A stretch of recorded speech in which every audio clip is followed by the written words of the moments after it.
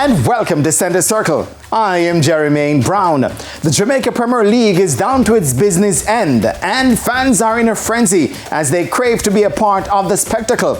But not everyone who turned up on Monday found their way into the venue.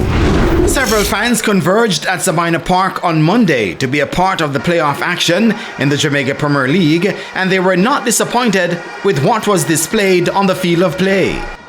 The second leg of quarter-final playoff matches are interestingly poised, with Waterhouse and Tivoli Gardens locked at 1-1, and so too Arnett Gardens and Portmore United. We're very, very grateful for what we have built and what we are seeing from Jamaica, and so we thank Jamaica for the support. And you can see it in the players. You see the players. In the 89th minute, running like their lives depended on it. And when the whistle blow, all of them drop to the ground. They're dead tired. They're giving it their all, and that's the beauty of what we're seeing and what we're building. You can't go in anytime after this. After the crowd going. But with all the excitement, there was a setback, as several fans found it difficult to make it into the park.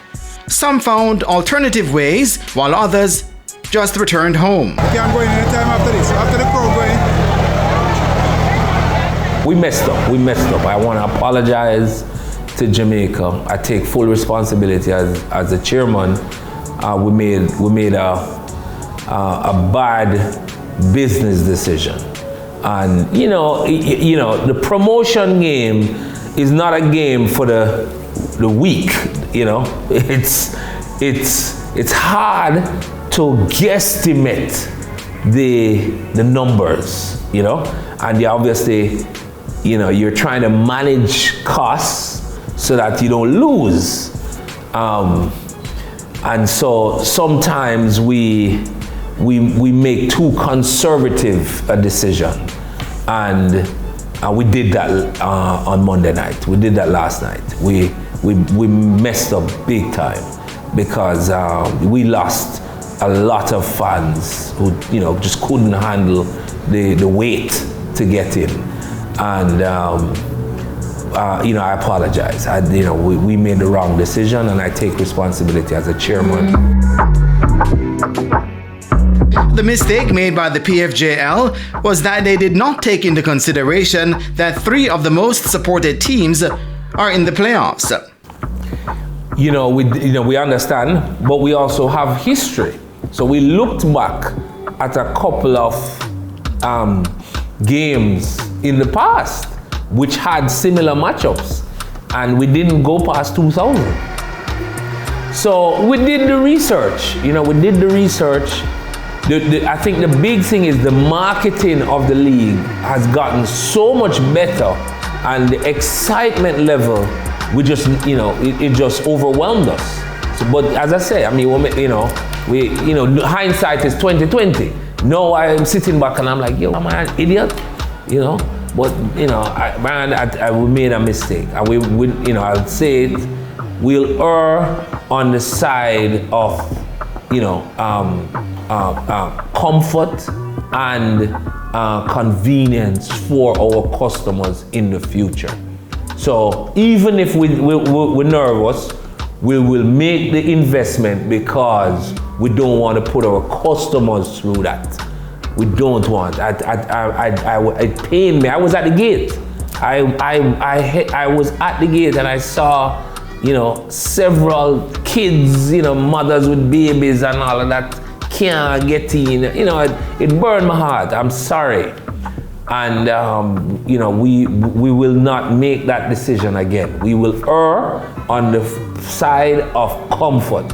Even if we lose, make sure the mothers and the kids can come in comfortably and just sit down and just relax.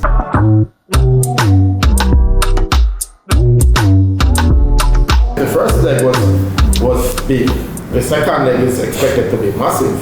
So how do you correct that?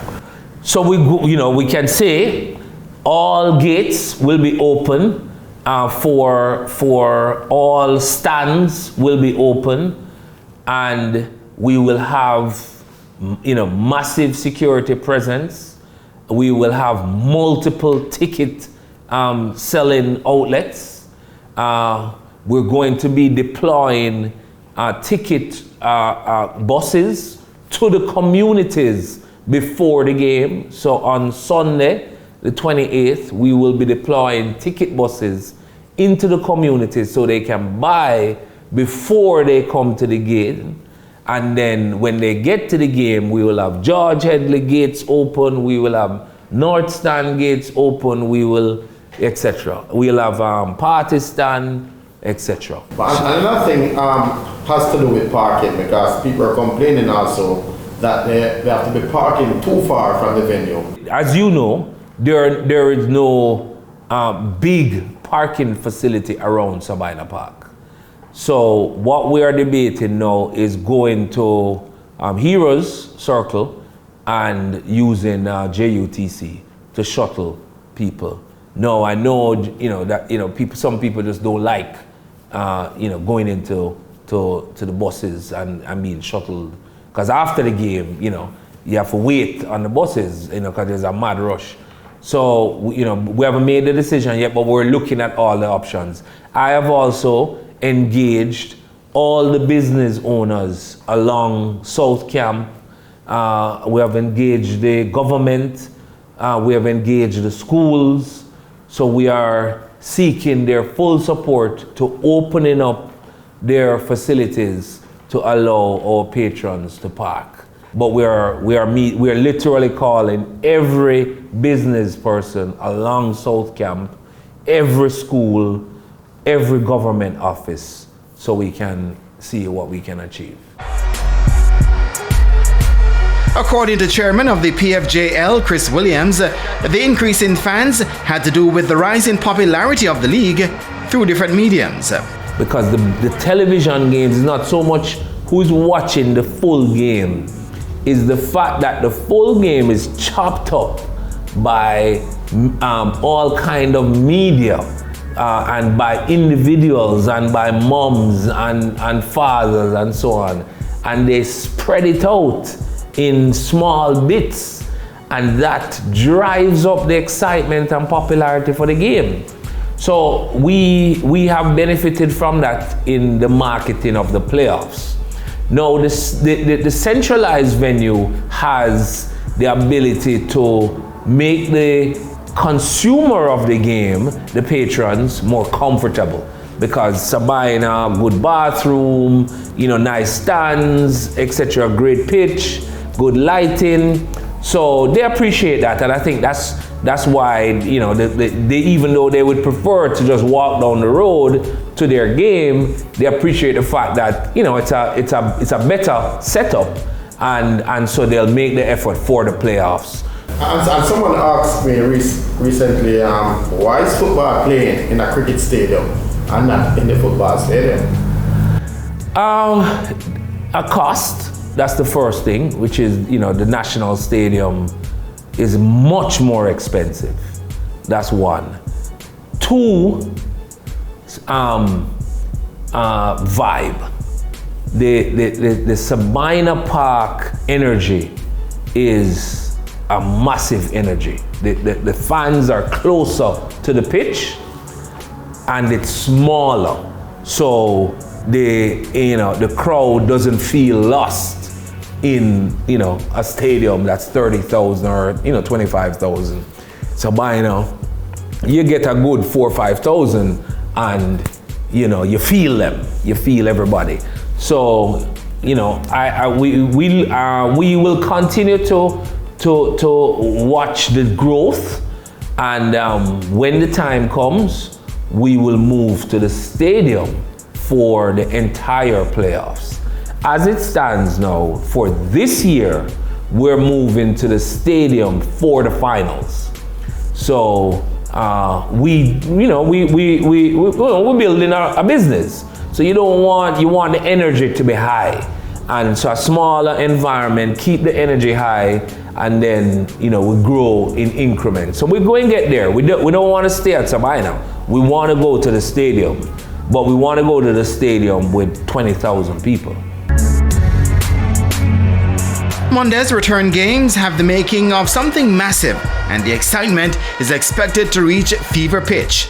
You have to leave work early on Monday. You have to tell the boss, say, 3 o'clock. 3 o'clock may I leave out because I have to reach Sabina, And, we have a number of entertainers that have reached out to say that they're X team or Y team. So we are working with them to kind of have a sound clash before the games. So and so that looks good. So we'll have a little sound clash. The Arnett, entertainers versus the Portmore entertainers, and then in the second game, Tivoli entertainers versus the Waterhouse. So on the field, when you sit in a seat, it's just non-stop drumming, music, full excitement. So you won't be bored in between the games. We will keep you entertained.